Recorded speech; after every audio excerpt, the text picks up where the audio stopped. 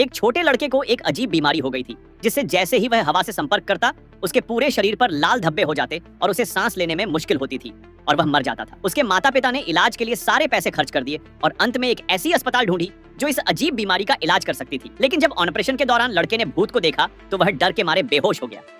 जब वह होश में आया तो उसे अजीब आवाजें सुनाई दी। वह खिड़की के पास गया और उसने हाथ से एक निशान बनाया। तभी अचानक कांच टूट गया। यह देखकर वह चौंका और उसने देखा कि रास्ते में झूला झूल रही एक छोटी लड़की खड़ी थी। लड़की का नाम स्मॉल व्हाइट था और थोड़ी बातचीत के बाद उसे ऐसा लगा कि लड़की उसे बहुत अच्छे से जानती है और उसने लड़के को आग से खेलने की कला भी दिखाई। जाते वक्त लड़की ने लड़के को चेतावनी दी कि यहाँ के डॉक्टरों से सावधान रहना। लड़का आश्चर्यचकित था और जब वह अपने कमरे की ओर लौट रहा था तो अचानक गलियारे की बत्तियां झपकी। अगले सेकंड उसने एक डरावनी दृश्य देखा।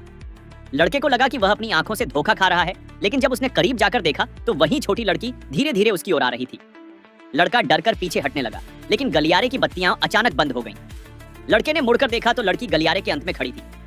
वह डर के मारे पलटकर भागा और रास्ते में बार बार पलटकर देखता रहा। लड़का गिरकर जमीन पर बैठ गया और लड़की फिर गायब हो गई। तभी अचानक बत्तियां जल उठीं और डरावनी आंखें लड़के के सामने थीं। लड़का डर के मारे कांपते हुए आगे बढ़ा और उसी समय पर्दा हिलने लगा। तभी उसके पिता कमरे में आए। उसके बाद लड़के ने सब कुछ अपने माता पिता को बताया, लेकिन उन्होंने इसे दवाओं का असर बताया और कहा कि ये सब सिर्फ एक कल्पना है। लेकिन आधी रात को कमरे से फिर से अजीब आवाजें आईं और अलमारी धीरे धीरे खुलने लगी। जब लड़का मिरर की ओर देखा तो उसने देखा कि कांच की परछाई ठीक पर्दे के सामने थी। लड़का डर के बजाय यह पुष्टि करने के लिए आगे बढ़ा कि क्या वह सचमुच भूत है। जैसे ही उसने फ्लैशलाइट नीचे किया, पर्दे में कोई पैर नहीं था। लड़का साहस जुटाकर पर्दे के पास गया, लेकिन उसके पीछे कुछ भी नहीं था। फिर लड़के ने भूत के साथ संवाद करने की कोशिश की और कांच पर अपना नाम लिखा, लेकिन फिर वही डरावनी घटना घटी। लड़का डर के मारे पीछे हट गया और गलती से मिरर से टकरा। जब वह पलटकर देखा तो छोटी लड़की फिर से गायब हो गई। लड़का सोचने लगा कि यह सब सिर्फ उसकी कल्पना थी, लेकिन अचानक एक हाथ दिखाई दिया। लड़का डर के मारे झपटकर जमीन से चिपक गया और भूत ने उसकी टांगों को पकड़ लिया। तभी वह मुड़ा और देखा कि उसके माता पिता सामने खड़े थे।